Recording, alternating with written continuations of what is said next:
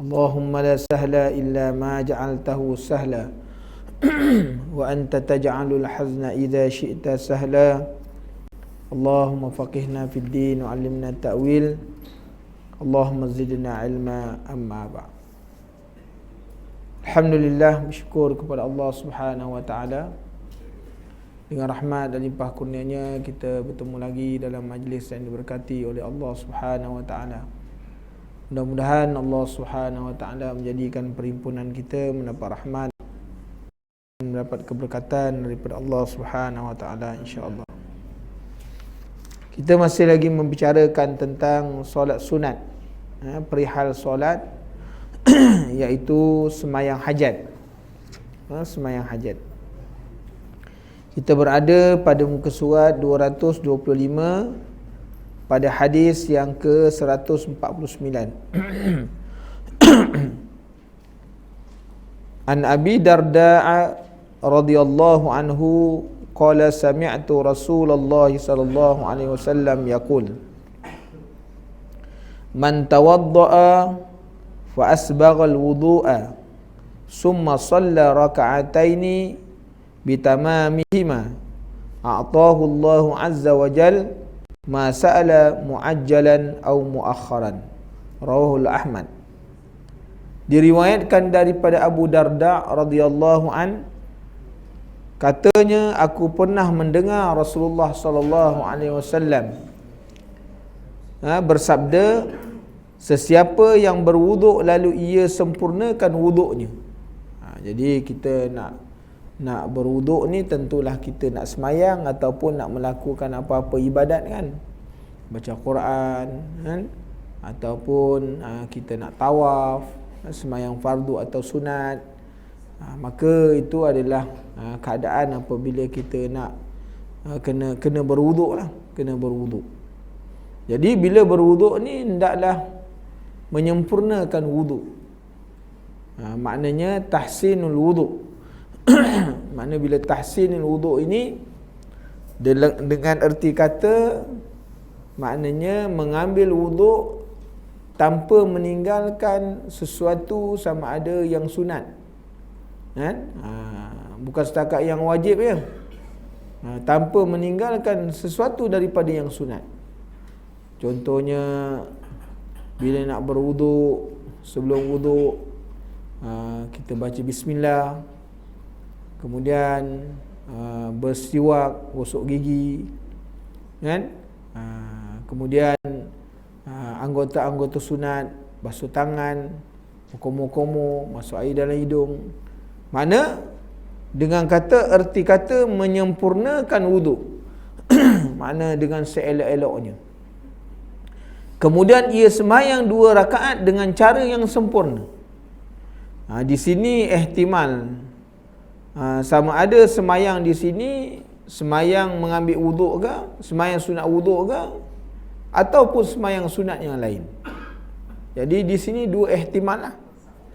Biasanya kalau selepas ambil wuduk, kalau orang semayang namanya semayang sunat wuduk kan, ataupun dia semayang sunat yang lain, dia tak semayang sunat wuduk, maka akan diberikan oleh Allah Azza wa Jal apa yang ia pohonkan, sama ada disegerakan pemberian itu atau dilambatkan. Jadi tuan-tuan lepas ambil wuduk, sempurnakan wuduk, ambil wuduk, kemudian semayang 2 rakaat. Tak kira lah tuan-tuan semayang sunat, sebab semayang sunat wuduk pun sunat juga, ataupun semayang sunat yang lain, tapi dia masukkan dalam hadis ini dalam bab semayang hajat. Mungkin semayang hajat lah, di bawah tajuk semayang hajat. Mungkin hadis ini yang diriwayatkan oleh Abi Darda, bahawa dia mendengar, mungkin di sini ialah ihtimal ni boleh jadi sembahyang yang dia sebut ni ialah sembahyang sunat hajat kan. Jadi begitu. Dan disokong juga oleh hadis yang sahih dari yang berikut, hadis 150 an Utsman bin Affan an Utsman bin Hunayf radhiyallahu anhu anna a'ma ata ila Rasulillah sallallahu alaihi wasallam Faqala ya Rasulullah, ud'u Allah an yakshifa li an basari. Qala au ada'uka. Qala ya Rasulullah, innahu qad syaqqa alayya zahabu basari. Qala fantaliq fatawadda summa sil raka'ataini summa qul Allahumma inni as'aluka atawajjahu ilaika bi nabi Muhammadin sallallahu alaihi wasallam Nabi rahmah ya Muhammad, inni atawajjahu ila rabbi bika an yakshifa li an basari. Allahumma syaffi'hu fi wa syaffi'ni fi nafsi. Faraja'a wa qad kashafa Allahu an basarihi. Rawahu an-Nasa'i wa ghairi. Ini ada satu kisah. Hadis ini diriwayatkan oleh Utsman bin Hunayf. Satu hari ada orang buta datang jumpa Rasulullah sallallahu alaihi wasallam, kan? Lalu dia berkata, "Ya Rasulullah, doakanlah aku ni kepada Allah Subhanahu wa taala supaya dicelikkan mata." Maka baginda pun jawab, "Engkau mohonlah. Engkau mahu aku doakan atau aku biarkan sahaja engkau dalam keadaan yang demikian?" Jadi Rasulullah beri pilihan. Orang jumpa Rasulullah, "Ya Rasulullah, doakanlah, mata aku buta lah, tak nampak, tak boleh melihat." Jadi Rasulullah kata, "Engkau nak doa sendiri ke aku mendoakan kau?" Jadi keadaannya begitulah, kan? Atau membiarkan engkau dalam keadaan yang sedia kala. Maka orang tu berkata, "Ya Rasulullah sallallahu alaihi wasallam, sesungguhnya berat penderitaanku."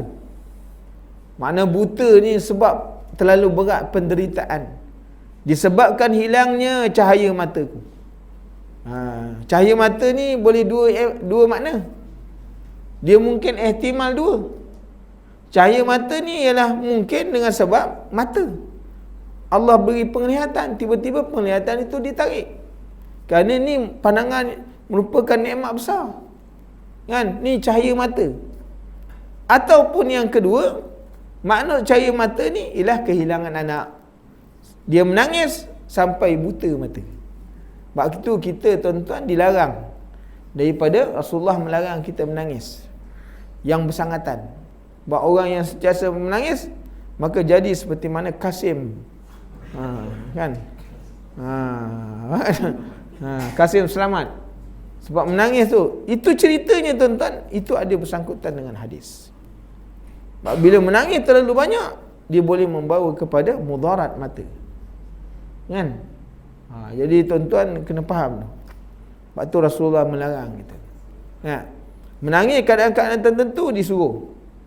Tengah malam disuruh menangis, itu memang sabit pada hadis Rasulullah sallallahu alaihi wasallam.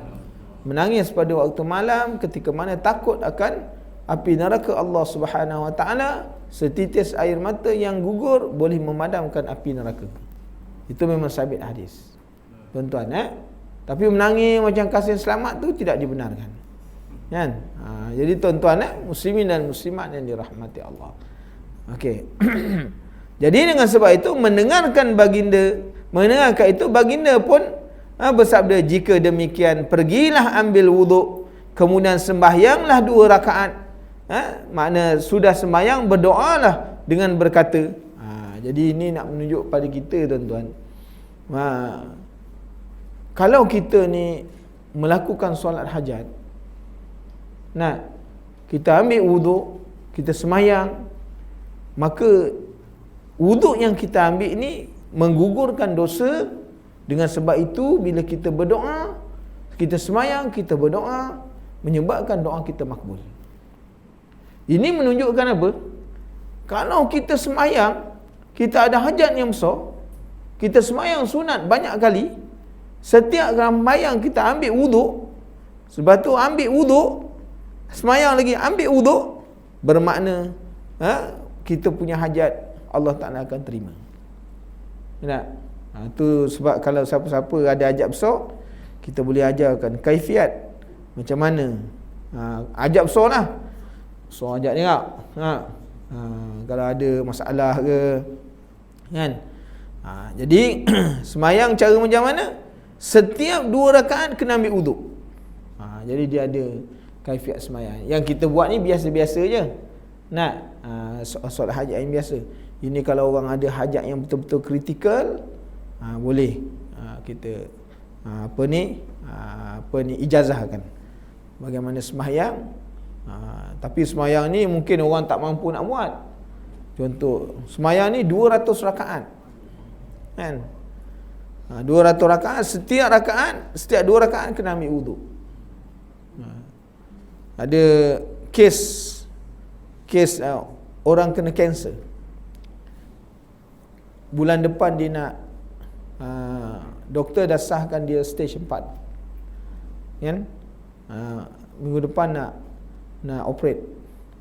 Jadi datang, kita kata macam mana ni, doktor sahkan ni memang kritikal lah.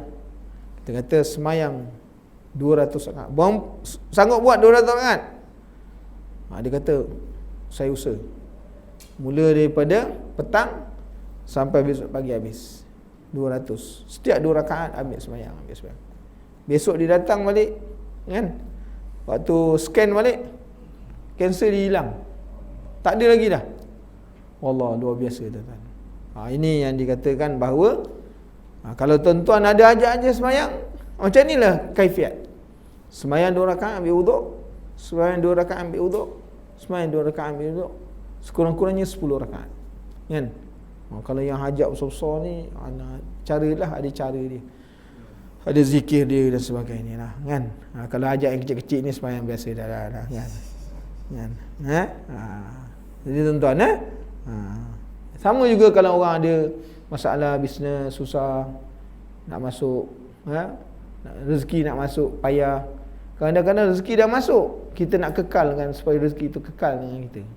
Ada orang dah dapat dah rezeki, tapi rezeki tu, kan, tak lekat dia.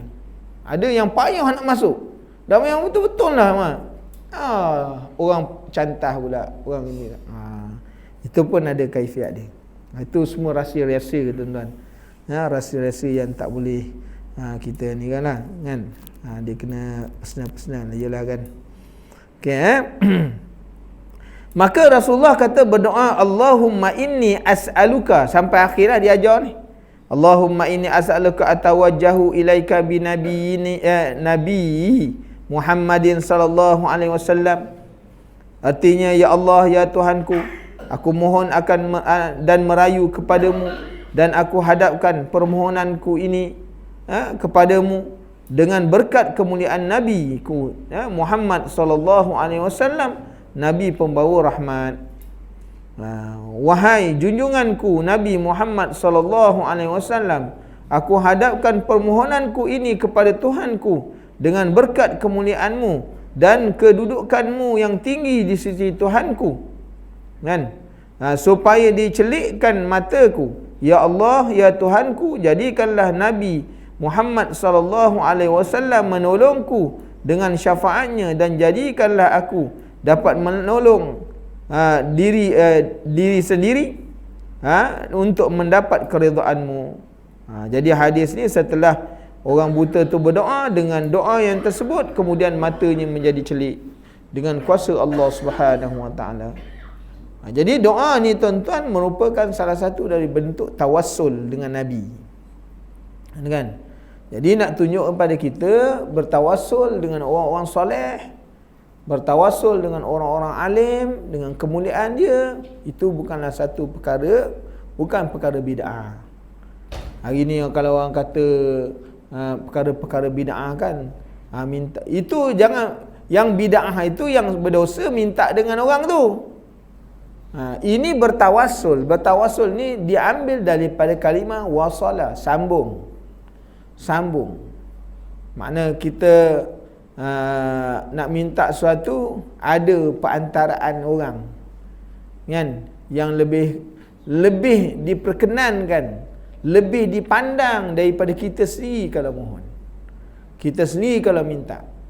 Jadi kalau dia yang hantar ni confirm, Dia begitu. Kan?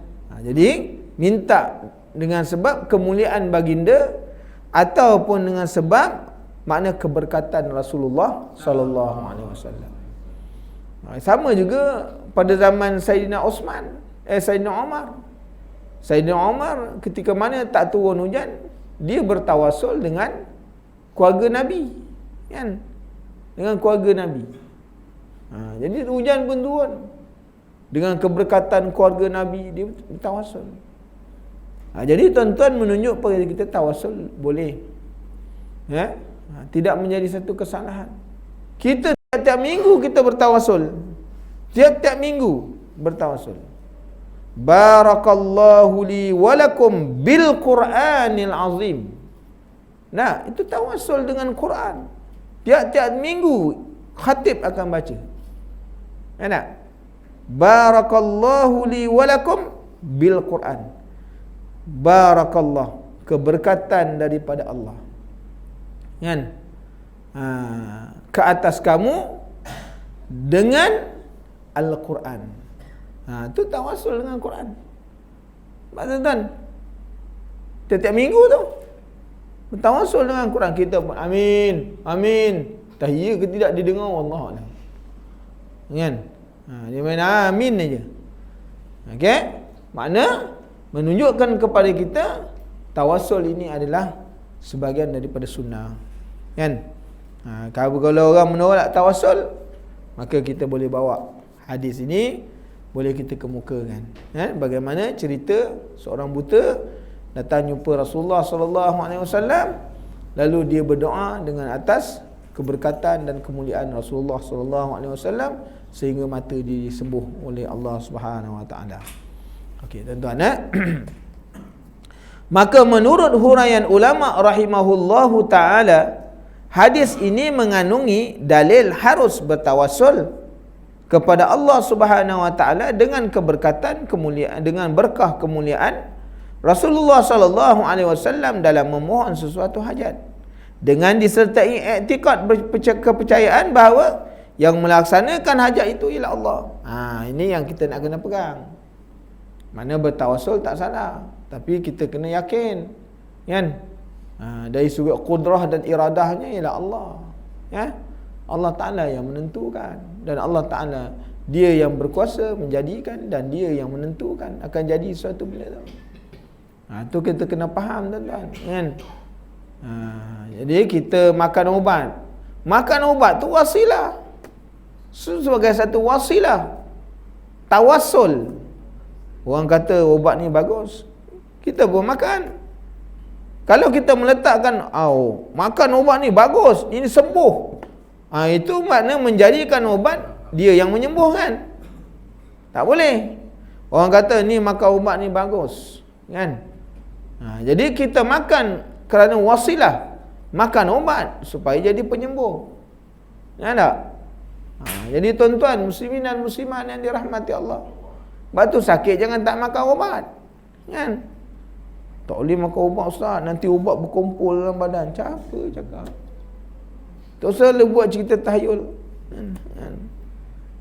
Tuan-tuan, muslimin dan muslimat yang dirahmati Allah, sakit suruh makan ubat, kan? Wa iza maridtu fa huwa yashfin. Allah Ta'ala yang memberi sakit, dia yang menyembuhkan. Tapi wasilahnya mana? Memang Allah Ta'ala beri sakit, dia yang menyembuhkan. Tapi bagaimana wasilah untuk penyembuh tu? Makan ubat, berobat dan sebagainya, kan? Dah usaha, dah ikhtiar, serah pada Allah Ta'ala. Kerana ubat tak ada kuasa untuk memberi sembuh, kan? Kalau ubat ada kuasa memberi sembuh, lama dah orang makan. Lama dah orang makan dah. Jadi tuan-tuan, banyak orang makan ubat pun tak sembuh-sembuh. Jadi kerana nak tunjuk kepada kita tadi, obat bukan ada kuasa untuk menyembuhkan sesuatu, okay?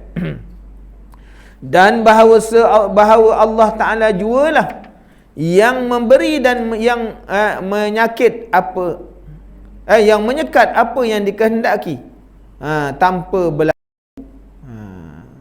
Kemudian dan apa yang tiada dikehendakinya tidak akan berlaku. Jadi Allah Ta'ala Allah Ta'ala berkehendak benda berlaku, itu atas kehendak Allah. Kalau tak nak berlaku, itu atas kehendak Allah Ta'ala juga. Itu semuanya atas kudrah dan iradah. Allah Ta'ala yang menentukan, kudrah berkuasa, iradah menentukan. Mana Allah Ta'ala berkuasa menjadikan, dan iradah dalam menentukan sesuatu yang Allah Ta'ala buat. Kalau Allah Ta'ala kata kehendak, jadi ya. Nah, jadi itu dia tuan-tuan, muslimin dan muslimat yang dirahmati Allah. Maka tujuan disyariatkan sembahyang hajat ialah kerana menegaskan dasar tauhid, bahawa Allah jualah yang menjadi tumpuan permintaan sekalian makhluk. Kenapa kita diajar sembahyang tahajud, sembahyang hajat? Nak tunjuk pada kita tuan-tuan, manusia ni sentiasa berharap. Kan? Manusia ni dia sentiasa maknanya berharap. Hebat macam mana pun, kalau dia banyak harta, dia masih berharap harta dia tu orang jaga supaya jangan hilang. Maknanya dia berharap tak? Berharap. Kan? Dia masih berharap lagi. Dia orang kaya tuan-tuan, dekat rumah CCTV banyak, sebab dia takut kalau orang masuk dia boleh tahu siapa yang masuk. Maknanya dia berharap supaya harta dia tak hilang. Kan? Kalau dia tak takut, baik dia sepah-sepah kerja kat luar. Satu bungkah tu dia baling-baling kat tepi. Ada orang tu kan simpan, dah simpan lagi dalam peti, simpan lagi. Nah, kenapa? Kerana takut. Sebab tu menunjukkan bahawa manusia bila dia ada masalah, dia sentiasa berharap kepada sesuatu untuk menyelesaikan masalah dia. Maka dengan sebab itu, di dalam Islam menunjukkan pada apa? Tauhid. Maknanya kita orang yang beriman sentiasa berharap pada pertolongan Allah. Maknanya dalam benda yang kecil pun kita tak mampu nak selesaikan kalau Allah Ta'ala tak bantu kita. Kan? Makna kalau Allah Ta'ala tak bantu, makna tak jadi. Dan dialah juga yang menyampaikan hajat sesiapa yang dikehendakinya. Allah Ta'ala boleh bagi, boleh meluluskan, dan boleh juga maknanya menghalang daripada sesuatu hajat yang diminta itu terkabul. Inilah dia tuan-tuan, muslimin dan muslimat yang dirahmati Allah. Banyak lagi semayang-semayang sunat yang digalakkan mengerjakannya, seperti solat tasbih, semayang isyraq, semayang tahiyatul masjid, semayang sunat ihram, semayang sunat tawaf dan lain-lain lagi. Sebahagian besar daripada semayang-semayang sunat yang telah disebutkan satu persatu itu lebih afdal dikerjakan di rumah daripada mengerjakan di masjid atau di surau. Jadi kita kena ingat tuan-tuan, semayang sunat ni afdal buat kat rumah. Kan?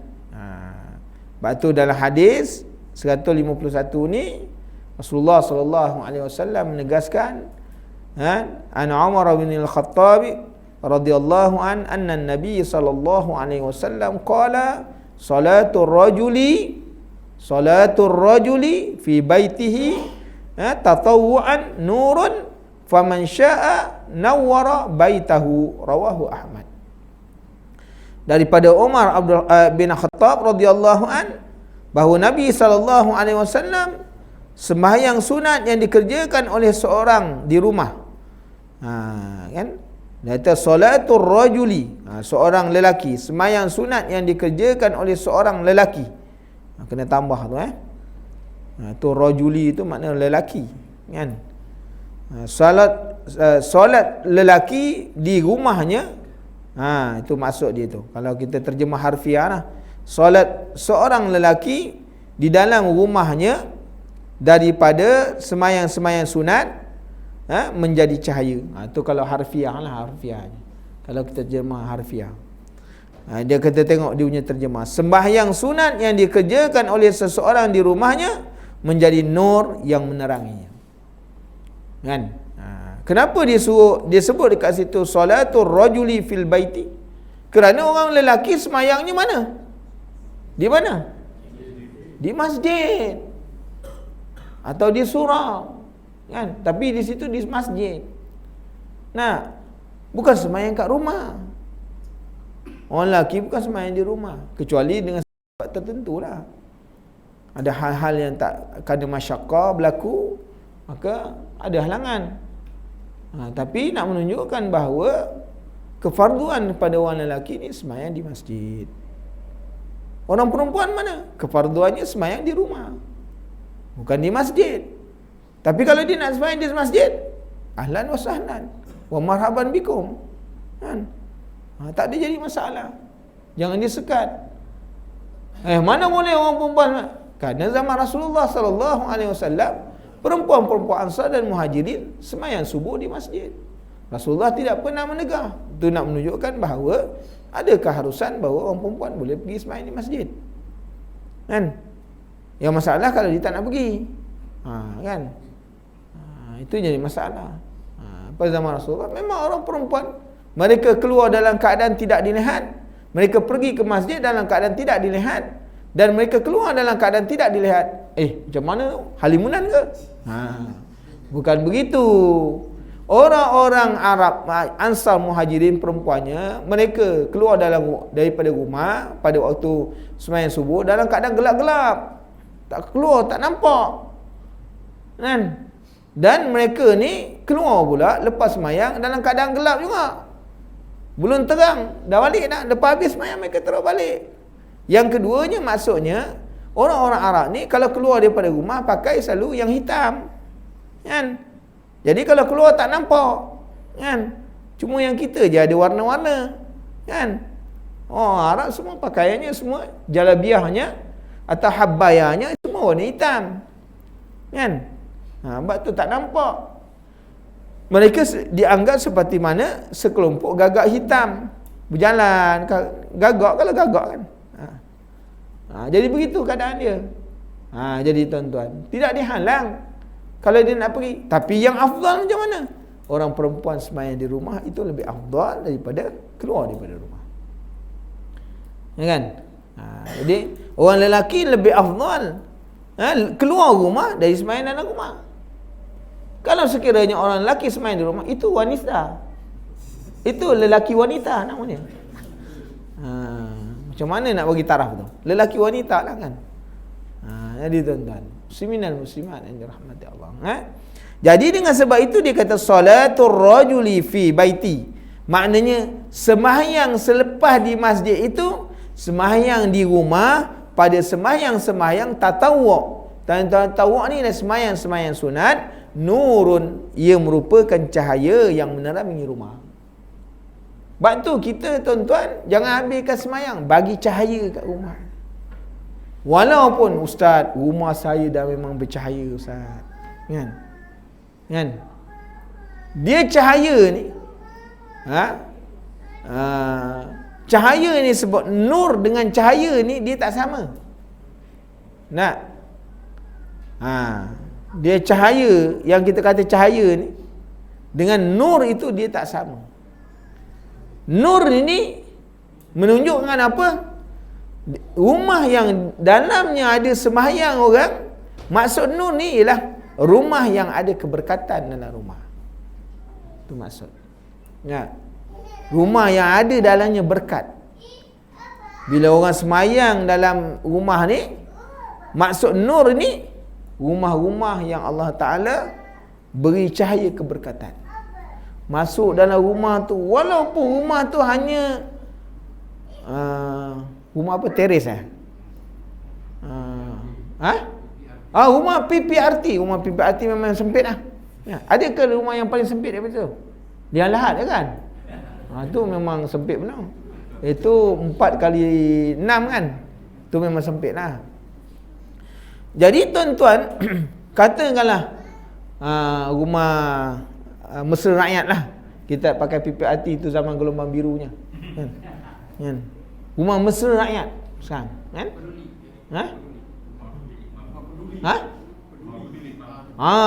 Rumah mampu bilik. Kita yang bahasa yang lebih bombastik lah, kan? Rumah mampu bilik. Atas orang lain punya, bawah orang lain punya, kan?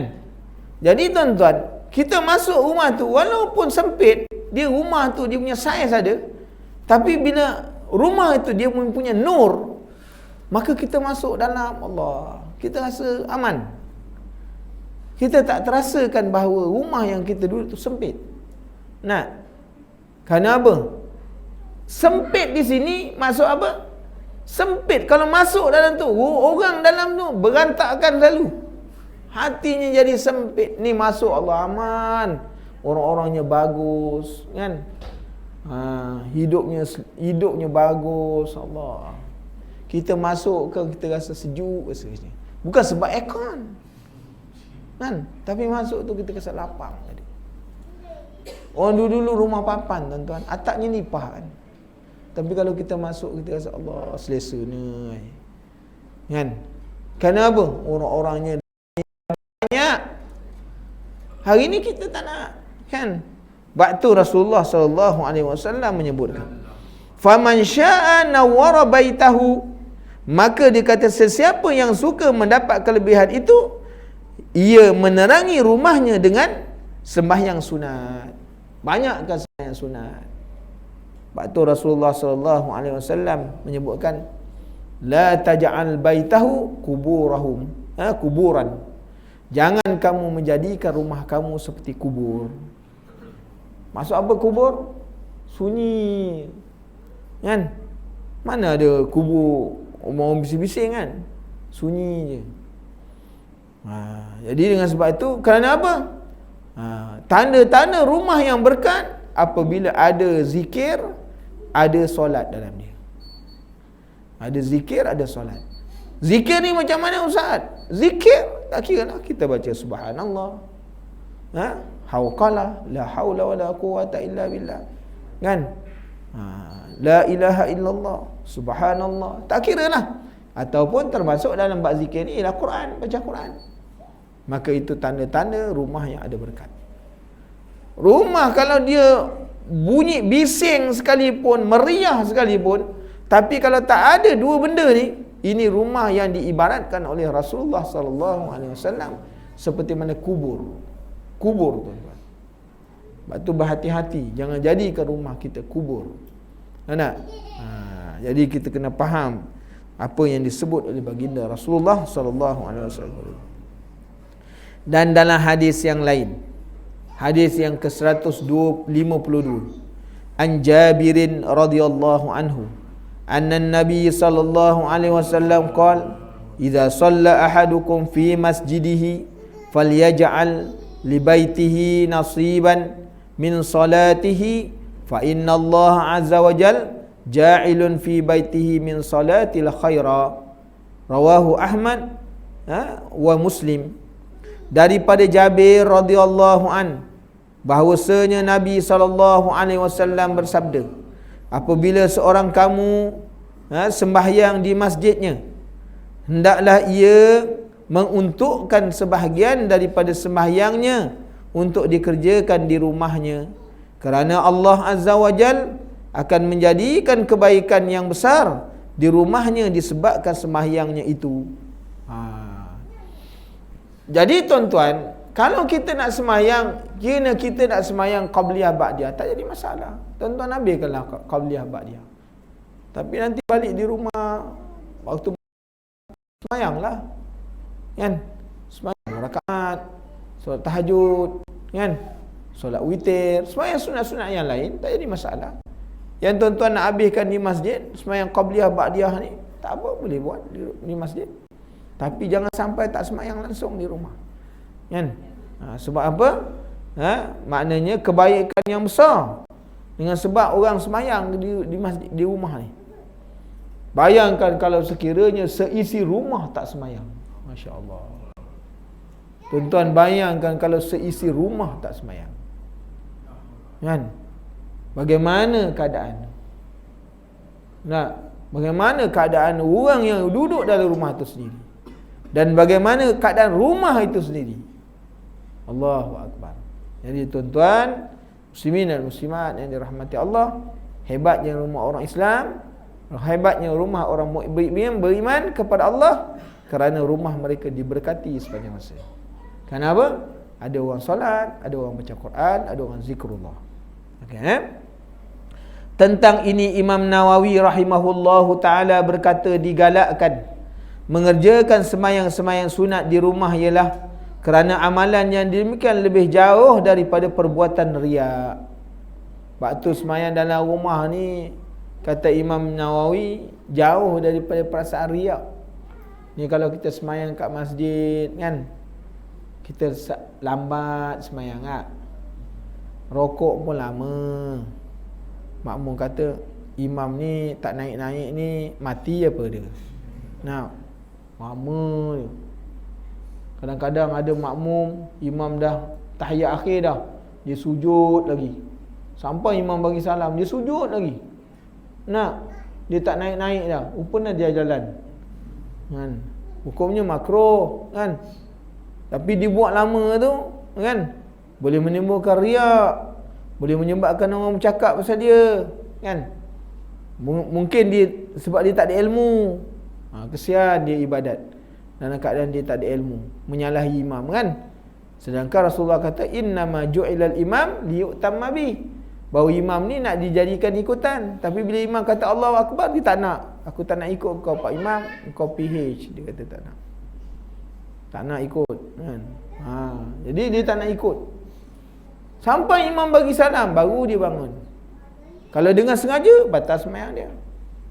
Jadi kalau sembahyang ni tu, maknanya ada riak, ada ujub. Tapi kalau sembahyang dalam rumah, seorang pun tak nampak kan. Kita sembahyang dalam bilik kan, seorang pun tak ada. Seorang pun tak tahu kan. Kecuali kalau malaikat maut masuk je, itu yang ada. Dia akan mengetahui lah kan. Jadi tuan-tuan muslimin dan muslimat yang dirahmati Allah, maka terpelihara daripada perkara yang merosakkan amal, juga supaya rumah orang yang mengerjakannya beroleh berkat dan dapat pula menerima turunnya rahmat dan malaikat, serta terhindar daripada angkara syaitan.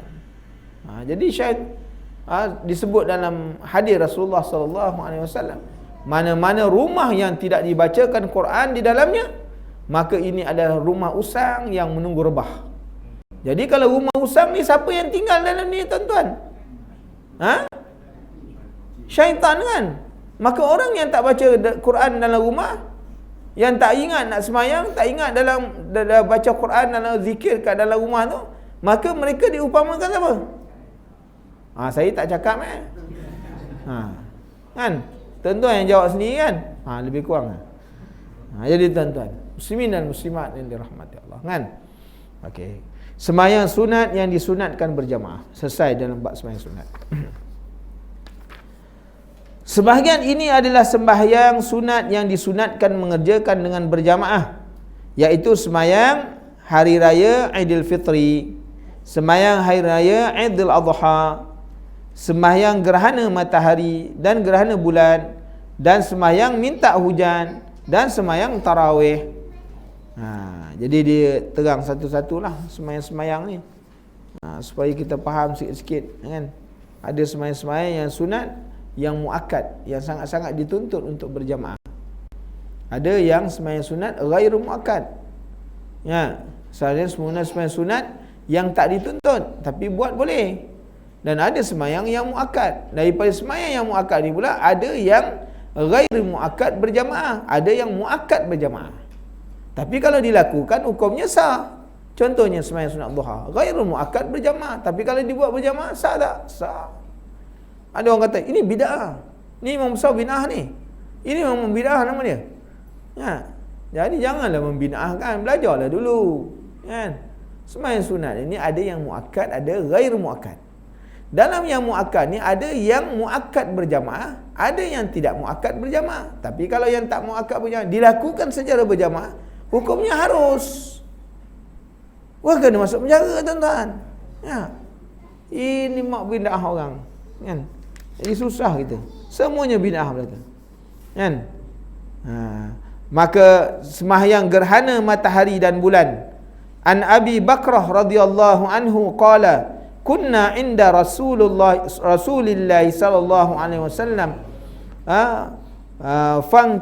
fankasifatil syamsu Faqama Rasulullah sallallahu alaihi wasallam yajurru ridaahu hatta dakhala al-masjida fa shalla bina raka'ataini hatta injalatis syamsu. Faqala Rasulullah sallallahu alaihi wasallam, inna syamsa wal qamar la yankashifani limauti ahadin fa idza ra'aitumuha fasallu wad'u hatta yankashifa ma bikum. Rawahul Bukhari. Daripada Abi Bakrah radhiyallahu an, katanya pada satu hari kami berada di sisi Rasulullah sallallahu alaihi wasallam, lalu berlaku gerhana matahari. Oh, zaman tu hebat tuan-tuan. Waktu mereka duduk-duduk pun boleh berlaku gerhana. Melihat yang demikian, Rasulullah sallallahu alaihi wasallam pun bangun dan menyeret kain selendangnya sehingga masuk ke dalam masjid, lalu mengerjakan sembahyang 2 rakaat dengan menjadi imam kami hinggalah habis kejadian gerhana matahari. Nak tunjuk berapa lama Rasulullah semayang, kan? Berapa lama Rasulullah semayang tu, daripada mula berlaku gerhana sampai habis gerhana. Berapa lama Rasulullah baca, kan? Semayang gerhana ni 2 kali qiyam, kan?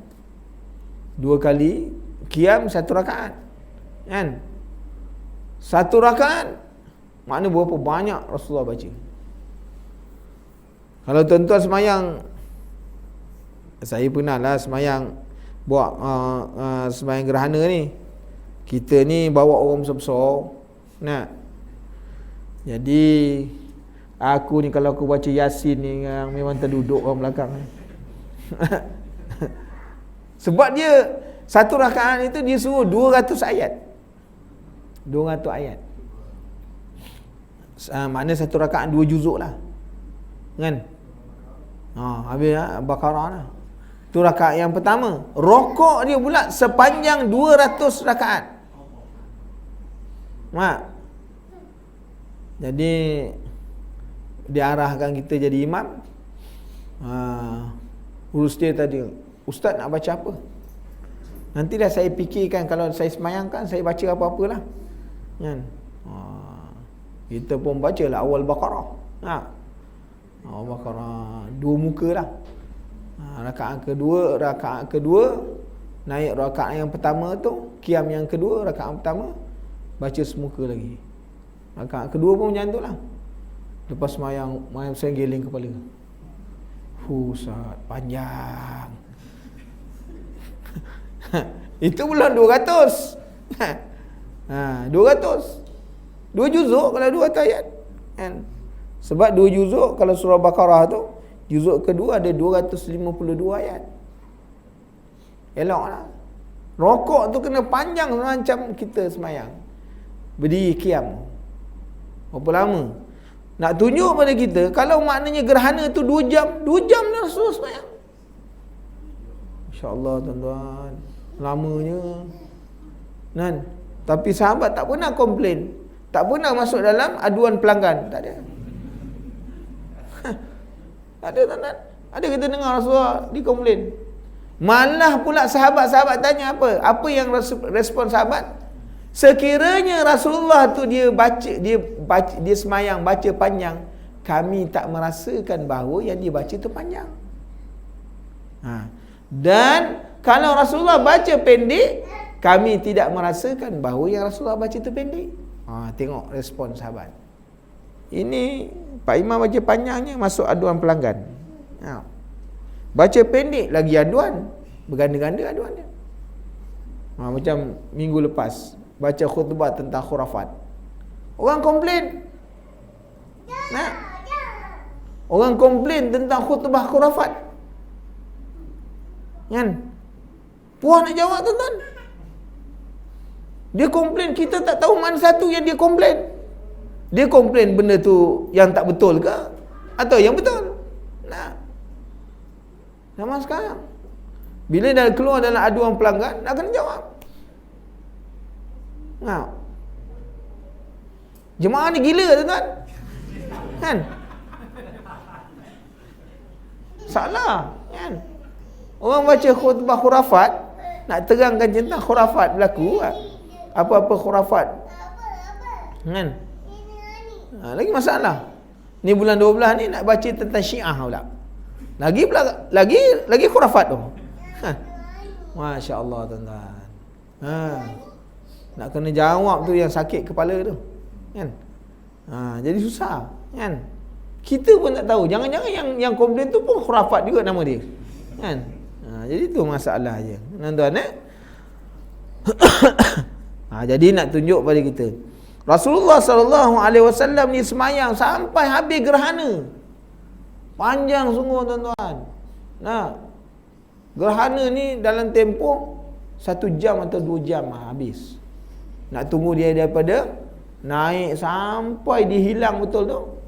Lama, memang lama. Kan? Nak tunjuk pada kita lamanya Rasulullah semayang. Maka dikata apa? Setelah selesai semayang dan berdoa, baginda berkhutbah. Mana khutbah ni berlaku selepas habis gerhana. Mana semayang dalam gerhana. Dalam berlaku gerhana. Antara lain baginda bersabda, sesungguhnya matahari dan bulan adalah daripada tanda-tanda kekuasaan Allah. Kedua-duanya tidak gerhana disebab kematian seseorang, sebagaimana yang disangka oleh kaum jahiliyah. Oleh itu apabila kamu melihat kejadian gerhana yang merupakan salah satu tanda kekuasaan Allah, hendaklah kamu sembahyang dan berdoa sehingga selesai kejadian gerhana yang kamu hadapi itu. Itu dia. Maknanya dalam Islam ni macam-macam tuan-tuan. Kita disuruh, dituntut dalam keadaan berapa. Dalam keadaan gerhana pun kita kena minta tolong dengan Allah Subhanahu Wa Taala. Tak ada orang yang mampu menjadikan gerhana dan menghilangkan gerhana melainkan Allah Taala. Jadi insya-Allah nanti kita sambung lagi bicara kita pada hadis yang seterusnya insya-Allah. Ada sebuah soalan tuan-tuan?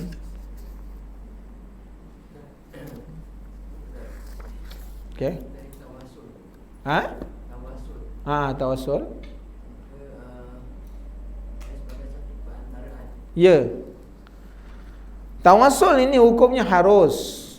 Apa yang dikata tawassul? Tawassul ni ialah melakukan satu permintaan bukan dengan secara terus, tetapi melalui amalan, melalui dengan kesalehan seseorang, melalui dengan kebaikan seseorang, maka itu namanya bertawassul.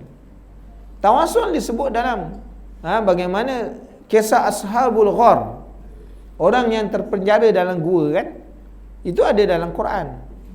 Sahibul Ghar namanya. Cerita Sahibul Ghar, orang yang terpenjara dalam Quran yang bertawassul dengan amalan. Dia masuk dalam satu hari, mereka ni pergi mengembara, hujan, lalu mereka masuk dalam gua dengan tidak semena-mena kehendak Allah Ta'ala, satu batu yang besar jatuh dan menutup pintu gua, mereka tak boleh keluar. Ini cerita Sahibul Ghar. Lalu mereka tolak tak mampu, ini bukan tenaga manusia nak tolak, kan? Maka mereka pun pakak-pakak lah, engkau ni ada buat amalan tak? Tanya semasa-masa. Mereka pun fikir-fikirlah apa amalan yang mereka kata itu paling ikhlas. Lalu pun dia kata engkau lah dulu. Dia kata, ya Allah, ya Tuhanku. Dia pun mula doa. Aku dulu ada seorang ibu yang telah tua. Setiap aku balik daripada mengembala kambing, aku bawa susu balik, dan aku tidak akan beri kepada anak-anak aku walau isteriku, walaupun dia menangis, walau apa sekalipun, tak akan aku bagi, melainkan aku bagi ibu aku dulu. Satu hari aku balik, ibu aku dah tidur. Lalu aku pegang susu tu, anak-anak aku menangis, isteri aku menangis, tak aku beri, sehinggalah ibu aku jaga, lalu aku bagi. Ya Allah, kalau sekiranya amalan ini dia ikhlas, berkat, engkau terima, buka pintu ni, buka batu ni. Tertolak tuan-tuan. Sebab tu kita boleh bertawassul dengan amalan. Fikir dulu, ya Allah, dulu aku ni ada buat baik dengan isteri, ajak pergi shopping, ya Allah. Tawasul lah tuan-tuan waktu tuan-tuan sakit, kan? Mana mau tahu yang beri tu memang betul-betul ikhlas, yang ajak-ajak lain tu ajak-ajak ayamnya, tak apa ikhlas, kan? Memang Allah Ta'ala sembuhkan tuan-tuan punya sakit kronik. Contohnya nak, mana tahu, cubalah tawasul, kan? Ini cerita tuan-tuan, cerita ni cerita benar, bukan cerita rekaan. Bukan sedap nak untuk rakamnya, kan? Rakam juga, kan? Kemudian yang kedua pun bertawasul. Dia kata engkau pula. Dia pun angkat tangan, ya Allah, ya Tuhanku, aku dulu ada mencintai seorang wanita. Wanita ni dia anak saudara. Dia cantik, kan? Aku ajak dia, aku ajak dia, maknanya melakukan hubungan. Dia tak nak, kan? Jadi macam mana satu hari aku nak buat macam mana? Satu hari kampung menghadapi masalah. Dia ni ada seorang ibu, dia jaga ibu dia yang sakit. Satu hari kampung jadi masalah, berlaku maknanya musibah, makan tak ada, semua tak ada. Jadi nak makan tak ada duit, dia pun orang susah, dia pun datanglah berjumpa aku. Dia kata, wahai saudara, tolonglah ibu aku sakit ni, nak duit belanja tak ada. Dia kata boleh, dengan satu syarat, kan? Aku bagi engkau duit dengan syarat engkau melakukan hubungan dengan aku. Maka perempuan ni tak ada jalan, dia pun kata tak apalah, aku sanggup yang demikian. Maka ketika mana telah sampai waktu yang dijanjikan, aku pun bagi duit, dia pun menyerahkan tubuhnya ketika mana aku berada di antara dua kakinya, kan? Maka dia pun berkata, wahai lelaki, takutlah engkau kepada Allah, ittaqullah. Maka aku pun lari meninggalkan dia. Ya Allah, kalau sekiranya aku meninggalkan daripada melakukan zina ni kerana takut pada engkau, kau buka kalau. Memang tuan-tuan terbuka, batu tertolak. Kan? Dengan sebab itulah isteri-isteri nak, ya Allah, ya Tuhanku, kalau sekiranya aku basuhkan baju suami ni, memang ikhlas, kan? Memang ikhlas. Baju suami aku ni memang kalau tak boleh tahan, kan? Kalau ikhlas, ya Allah, aku ni susah, ya Allah, sakit, kau sembuhkan. Tawasul lah. Dia tak pernah tawasul. Ya Allah, ya Tuhanku, pakai mesin basuh, boleh tak tawasul? Jadi tuan-tuan, muslimin dan muslimat ni tawasul, kalau sekiranya kita buat tu benar-benar ikhlas, itu nama tawasul dengan amalan. Jadi seorang lagi dah terbuka dah, tapi tak boleh keluar juga. Yang ketiga pula tawasul, dia pun angkat tangan, ya Allah, ya Tuhanku, pintu ni dah terbuka, ya Allah, tapi kami tak mampu nak keluar. Aku bertawasul kepada, ya Allah, ya Tuhan, aku tak ada tangan kepada, minta. Dulu aku ni seorang tokek besar, kan? Aku ada pekerja ramai. Satu hari ketika mana aku nak membayar gaji, pekerja aku ni dia lari, dia hilang. Dia tak mengambil gaji dia. Lalu duit dia ni aku belikan kambing. Dan kambing ni berkembang biak. Satu hari dia datang tuntut dia punya gaji. Dia kata, wahai Tuan, mana gaji saya? Sedangkan dah berlalu bertempoh bertahun-tahun lamanya. Dia datang jumpa aku, mana gaji aku? Maka dia kata Tuan ni, gaji engkau tu itulah makna kambing-kambing itu. Aku telah belikan, maknanya menukarkan kepada kambing. Lalu dia ambil semua, dia tak tinggalkan seekor pun tuan-tuan, kan? Ya Allah, ya Tuhanku, kalau semuanya aku buat kerana engkau, kau ni buka, kan? Memang terbuka terus tuan-tuan. Patutlah, kan, kita tawasul lah dengan amalan. Ya Allah, ya Tuhanku, kereta ni start 20 kali tak jalan ya. Kan? Tawasul. Kalau sekiranya kereta ni memang aku gunakan untuk kebaikan, ya Allah, kau jalan ke lah. Rupanya memang enjin pun tak ada. Gitulah tuan-tuan, muslimin dan muslimat yang dirahmati Allah. Kita kena yakin tu. Maknanya tak salah bertawasul dengan amalan, dengan keberkatan orang. Tapi yang salah meminta kepada orang itu sendiri. Pergi kat kubur, wahai kubur, itu tak boleh. Wahai tok wali, tak boleh. Dalam keadaan orang yang bertawasul meyakini bahawa yang menjadikan, yang memperkenankan, yang meluluskan ialah Allah. Tawasul hukumnya boleh. Jadi begitulah, wallahu alam. Sekiranya terjawab, kalau tak ada jawab, mufti-mufti depan ni ramai boleh tanya, kan? Bismillahirrahmanirrahim. Alhamdulillahirabbil alamin. Wassalatu wassalamu ala asyrafil anbiya'i wal mursalin wa ala alihi washabbihi ajma'in. Allahumma inna nas'aluka 'ilman nafi'a wa rizqan thayyiban wa 'amalan mutaqabbala. Allahumma faqihna fid din wa 'allimna ta'wil. Subhanakallahumma wa bihamdika asyhadu an la ilaha illa anta astaghfiruka wa atubu ilaik. Subhana rabbika rabbil izzati amma yasifun wa salamun 'alal mursalin walhamdulillahi rabbil alamin. Barakallahu fiikum. Assalamualaikum warahmatullahi